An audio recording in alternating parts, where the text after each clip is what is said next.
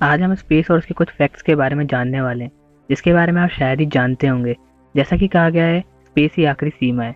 हम जितना यूनिवर्स को जानते हैं ये उससे भी बहुत ज़्यादा बड़ा और ख़तरनाक है। जबकि हम आसमान में सालों से देख रहे हैं, लेकिन इसकी खोज हमने 20वीं सेंचुरी के बीच में ही शुरू की थी। पर इस बात में कोई शक नहीं है कि हम आज भी यूनिवर्स के बारे में काफ़ी बातें जानते हैं, लेकिन अभी भी ये यूनिवर्स हमारी सोच के परे है।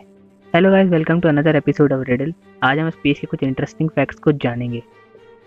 तो सबसे पहले हम जा रहे हैं सैटर्न के मून टाइटन पे बने समुद्रों में। जी हाँ गाइस, नासा ने साल 2025 तक कुछ सबमरीन्स को टाइटन के समुद्रों में भेजने की प्लानिंग की है। और मैं आपको बता दूं कि नासा के कसीनी स्पेसक्राफ्ट ने ये कंफर्म किया था कि टाइटन के सरफेस पर लिक्विड फॉर्म में समुद्र हैं, इसलिए हम उन्हें सबमरीन की हेल्प से एक्सप्लोर कर पाएंगे। वैसे ही समुद्र लिक्विड वाटर से नहीं बल्कि लिक्विड मीथेन से बने। और क्या आपको पता है, इन समुद्र का टेम्परेचर -179 डिग्री सेल्सियस तक हो सकता है। मतलब इतना ठंडा कि हम वहाँ जाएंगे तो जम जाएंगे। लेकिन साइंटिस्ट फिर भी ये मानते हैं कि अगर हम किसी स्पेसक्राफ्ट की हेल्प से सबमरीन को वहाँ तक पहुँचाने में कामयाब हो पाए तो हम टाइटन के समुद्रों को डीपली एक्सप्लोर भी कर सकेंगे। गाइस, आप में से बहुत सारे लोग तारों को देखकर विश मांगते होंगे, लेकिन अगर आप ऐसा कुछ करते हैं तो इससे पहले उन तारों की हिस्ट्री और ज्योग्राफी को ज़रूर पढ़ लेना, क्योंकि हो सकता है कि आप अभी जिस तारे से विश मांग रहे हो एक्चुअली वो अभी हो ही ना। मतलब वो कब का ख़त्म हो चुका हो और आप सिर्फ उसकी लाइट भी देख पा रहे हो। वेल जी हाँ, ऐसा हो सकता है।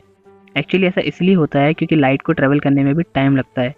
आपने टूटते तारे के बारे में तो बहुत बार सुना होगा और उससे विश भी मांगी होगी, लेकिन आपको पता है असल में वो टूटता तारा होता ही नहीं। यस, बल्कि वो असल में होता है एक मीटियोराइट जो अर्थ के एटमॉस्फेयर में एंटर कर जाता है। दोस्तों, आप लोगों को पता ही होगा कि हमारी अर्थ 23 आवर्स 56 मिनट 4 सेकेंड में अपनी एक्सिस पर एक रोटेशन को पूरा करती है। इसके कारण धरती पर दिन और रात बदलते हैं और ऐसी बहुत सारी चीज़ें हैं जो रोटेशन के कारण ही बदलती रहती हैं। लेकिन क्या होगा अगर अर्थ सडनली रोटेट करना बंद कर दे? भाई, टाइम और सीज़न तो बाद में बदलेंगे, लेकिन उस सेकंड हम इंसानों का क्या होगा? दोस्तों, ऐसी सिचुएशन में अर्थ के सबसे ऊपरी सरफेस पर जितनी भी चीज़ें प्रेजेंट हैं वो 465 मीटर पर सेकंड की स्पीड से हवा में उछल जाएंगी। और हर चीज़ अर्थ के सरफेस पर है उस पर इतना फोर्स लगेगा कि हम इंसानों के साथ जीवों का रहना भी मुश्किल हो जाएगा। लेकिन चिंता मत करो यार, अर्थ की रोटेशन ऐसी ही थोड़ी ना रुकने वाली है। वो तो तभी होगा जब कोई बड़ा मीटियोराइट आकर अर्थ से टकरा जाए। वैसे मीटियोराइट्स के बारे में तो आपने सुना ही होगा। कई बार ये मीटियोर आसमान में देखने को भी मिल जाते हैं।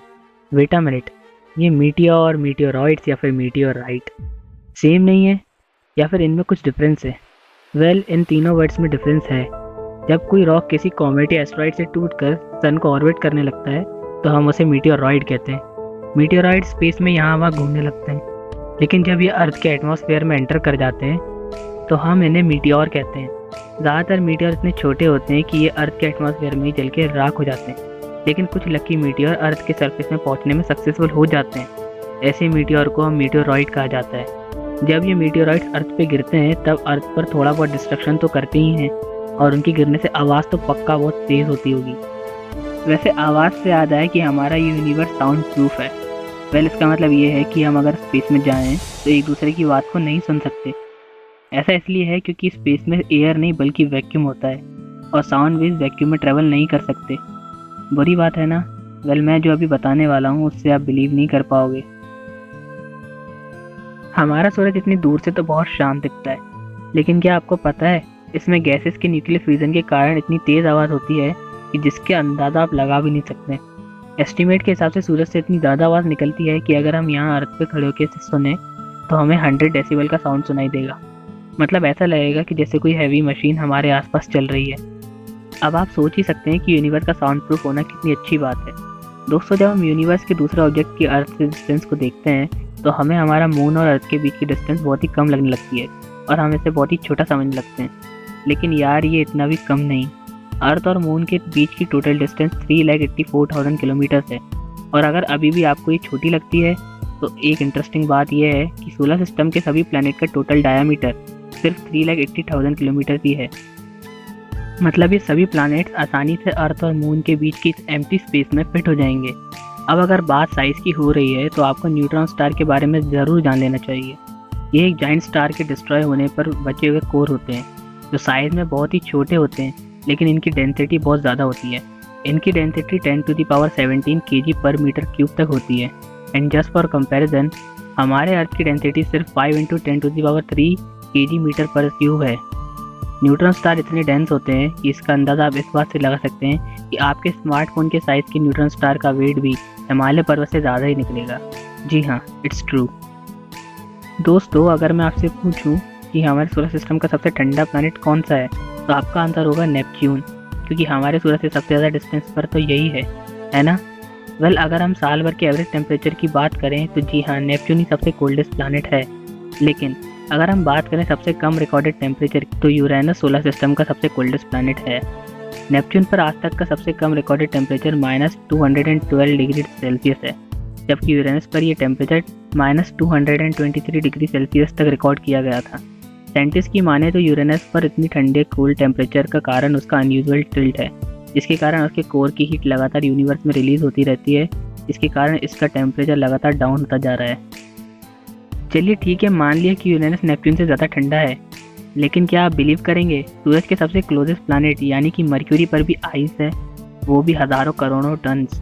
वेल, ये तो अनबिलीवेबल लगता है, लेकिन असल बात तो ये है कि ये बात बिल्कुल सच है। एक्चुअली इस आइस की खोज नासा के मैसेंजर स्पेसक्राफ्ट ने की थी, जिसे मर्क्यूरी के ऑर्बिट में भेजा गया था। ये आइस मर्क्यूरी के नॉर्थ पोल के क्रिएटर्स में जमी हुई है। इससे आप लोगों को ये तो समझ आ ही गया होगा कि यूनिवर्स सरप्राइजेस से भरा हुआ है, और अगला फैक्ट भी यूनिवर्स से एक सरप्राइजिंग चीज़ को लेकर आ रहा है। ये है बटरफ्लाई नेबुला, जो हमारे अर्थ से करीब 3300 लाइट ईयर्स दूर स्कॉर्पियस कॉन्स्टेलेशन में प्रेजेंट है। इसके बीच में एक स्टार प्रेजेंट है जिसका साइज हमारे स्टार यानी कि सन से थोड़ा ही छोटा है, लेकिन फिर भी ये यूनिवर्स का one of the brightest star है। इसकी पहली इमेज 2009 में ली गई थी, लेकिन यार ज़रा सोचिए, ये बटरफ्लाई शेप आखिर बना कैसे होगा? साइंटिस्ट की माने तो हमारे सन जैसे स्टार की एज 10 अरब साल तक होती है, उसके बाद ये डिस्ट्रॉय हो जाते हैं। तो इसका मतलब हम आसमान में जो तारे देखते हैं उसमें से कहीं तो अभी तक डिस्ट्रॉय भी हो गए होंगे। अगर वीडियो अच्छा लगे तो इसे लाइक करने के साथ साथ शेयर भी करें, और चैनल को सब्सक्राइब करने के साथ साथ नोटिफिकेशन बेल को भी ऑन कर लें। मैं मिलता हूँ आपसे एक न्यू वीडियो में, तब तक के लिए आप लोग stay safe and keep exploring.